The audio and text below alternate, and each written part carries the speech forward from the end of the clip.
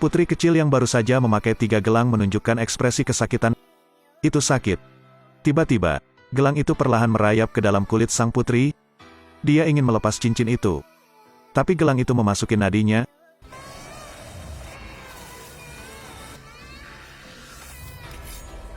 Ambil ini dan potong. Cincin itu telah menjadi satu dengan tubuh, kecuali Yang Mulia memotong tangan sang putri. Kenapa kamu tidak bisa memotongnya? Sang putri pingsan kesakitan. Tapi apa ini pada akhirnya? Ternyata hari itu Putri Tulan Duo sedang mengejar seekor kupu-kupu. Tapi tersandung peta di lantai. Han Agung patah hati. Pertanyaan mengapa ada kesenjangan? Yang Mulia memaafkan. Tempat ini bernama Malvia. Negara kecil. Tidak ada hubungan yang baik dengan negara kita. Lihat. Mari tambahkan ruang ke peta. Untuk membujuk sang putri, Han Agung menebus ruang kosong di peta. Han Agung memiliki perintah. Lengkapi peta ini. Maka, Bavian mengirim pasukannya ke Malvia. Saat ini, Raja Malvia tidak mengetahui kabar tersebut. Pangeran cilik masih berlatih ilmu pedang dengan tuannya. Apakah kamu sudah siap? Selesai? Tunggu apa? Maju? Di luar dugaan, Baviem tidak menuruti perintah, tidak berunding, tapi langsung melawan. Pada titik ini orang sadar bahwa mereka sedang diserang. Mereka masih belum siap saat Bayan mengirim pasukan untuk menyerbu kastil. Segera mereka menang. Mereka menemukan 3 cincin aneh. Jadi Baviem mengembalikan cincin itu. Saat pesta ulang tahun sang putri, dia melihat 3 gelang itu. Melihat sang putri menyukainya, Daihan mengenakan ketiganya untuk sang putri. Karena itu, ada adegan di mana sang putri dalam keadaan koma di awal. Ternyata 3 gelang ini adalah harta tradisional Malvia. Memiliki sumber kekuatan yang besar, namun di saat yang sama kutukan juga akan terbangun. Satu-satunya solusi adalah ketika sang putri sudah dewasa.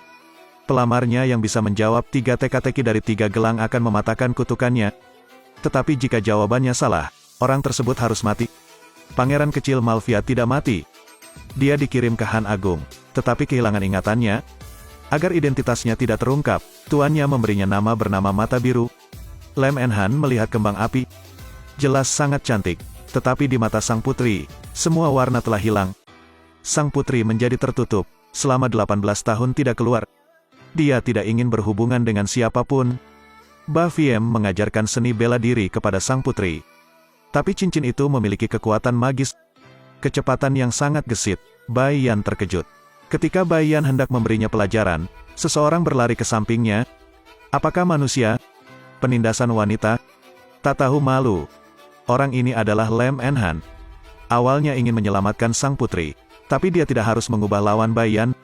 Sang putri menyelamatkannya lagi. Melihat Lem Enhan tidaklah buruk, sang putri membiarkan dia berlatih ilmu pedang dengannya. Sejak itu, dia dan sang putri berlatih ilmu pedang. Mereka jatuh cinta. Lan Enhan tidak tahu bahwa sang putri adalah putri musuh. Pada saat yang sama, Bayan merencanakan rencana yang sangat menakutkan. Karena untuk mengendalikan sifat iblis, sang putri harus mengikat dirinya sendiri. 3 gelang terus-menerus menghisap darahnya. Pada saat ini, Lan Enhan masuk, mengeluarkan pedangnya, dan melepaskan ikatan Tulan Duo. Saat ini, keajaiban sedang meledak. Dia mencoba untuk segera mengusir Lan Yan. Ayo cepat.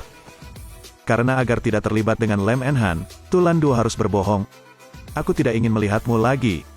Lan Enhan tahu bahwa Tulan Duo memiliki rasa sakit di hatinya. Karena untuk melindungi Tulan Duo, dia mencoba masuk ke tim penjaga.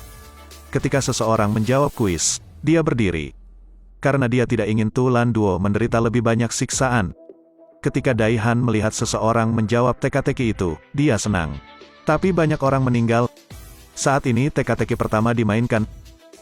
Dunia benda. Apa? Lahir dalam kegelapan. Layu saat fajar, Lem Enhan seperti melangkah ke dalam ilusi. Seorang wanita ingin membawanya ke suatu tempat. Dia memasuki kastil, melihat pembantaian Mongol. Raja ingin melindungi rakyatnya, jadi dia harus memakai 3 gelang. Raja segera memasuki setan. Kekuatan raja meningkat. Dia membunuh semua orang sendirian. Saat ini, ketika dia harus menjawab, High Priest memblokir Lan Enhan dan gagal menjawab. Sesuai kesepakatan, Blue Eye akan mati untuk dikorbankan demi gelang tersebut. Ketika prajurit itu mengangkatnya, Sebuah pemandangan muncul di depan matanya. Kamu adalah satu-satunya harapan kami. Saya tahu.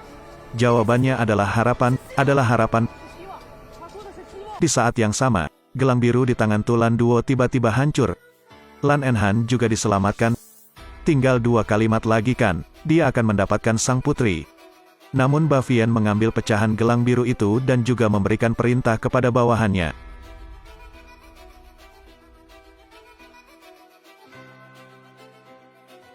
Sambil memikirkan teka-teki kedua, adegan yang sama muncul lagi.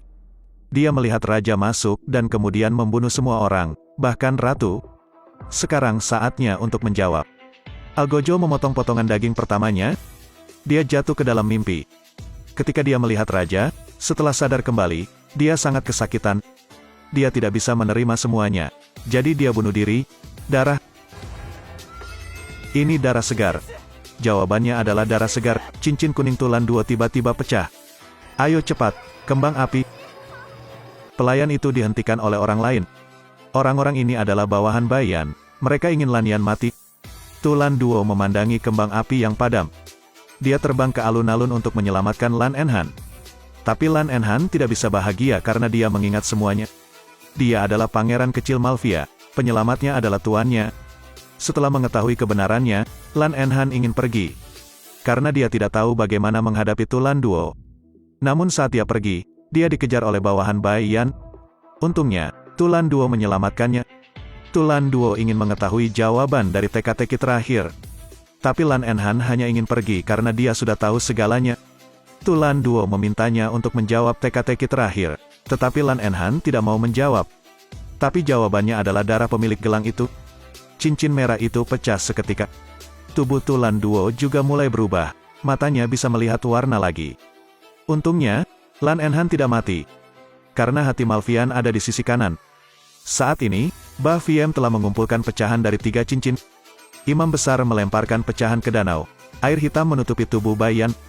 Bai Yan melangkah ke dalam danau. Air hitam danau menutupi dirinya. Dia merasakan sakit yang luar biasa. Tubuh abadi akhirnya berhasil dipraktekkan.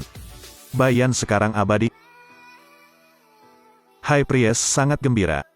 Tetapi dia tidak menyangka bahwa dia akan mati. Kamu sudah tahu terlalu banyak. Ba Fian ingin merencanakan untuk merebut tahta. Dia mengikat Blue Eye dan kemudian mengungkap identitas asli dia. Dia ingin melenyapkan Lan Yan. Tapi imam besar masih belum mati dan masih membeberkan komplotannya. Di masa lalu, itu seharusnya negosiasi. Tapi Ba Fian untuk kesenangan sementara harus membunuh utusan itu. Salahkan Malvia. Gunakan alasan itu untuk membunuh seluruh kota Malvia. Bai Yan juga berhenti berpura-pura. Kalau bukan karena kematian ayahku di medan perang, aku masih tidak tahu milik siapa singgasana ini. Mana orangnya? Istana menjadi kacau. Ba Fian sangat suka memerintah.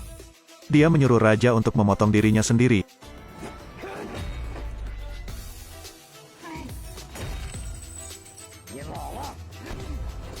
Ayah. Mereka bergegas menghentikannya. Tapi tidak bisa menandingi dia. Untuk menghindari lebih banyak korban, Tulan Duo dan Lan Enhan memancing Bai Yan ke pabrik kembang api. Mereka ingin meminjam kekuatan dinamit. Tapi Ba Fian baik-baik saja. Saat ini, Bai Yan sangat marah. Dolan Doa ingin melindungi Lan Enhan, jadi dia mempertaruhkan nyawanya. Tapi dikalahkan oleh Ba Fian. Pada saat darah segar terciprat ke tubuh Bai Yan, lapisan pelindungnya larut lagi. Tulan Doa melemparkan pedang berdarah itu ke Lan Enhan. Lan Ai mengambil pedang dan menikam dada Bai Yan dengan pedang. Ba Fian dibakar menjadi abu, mengakhiri hidup yang penuh dengan kejahatan. Dan sang putri tidak bisa menghindari pengaturan takdir. Seketika mati di pelukan Lan Enhan.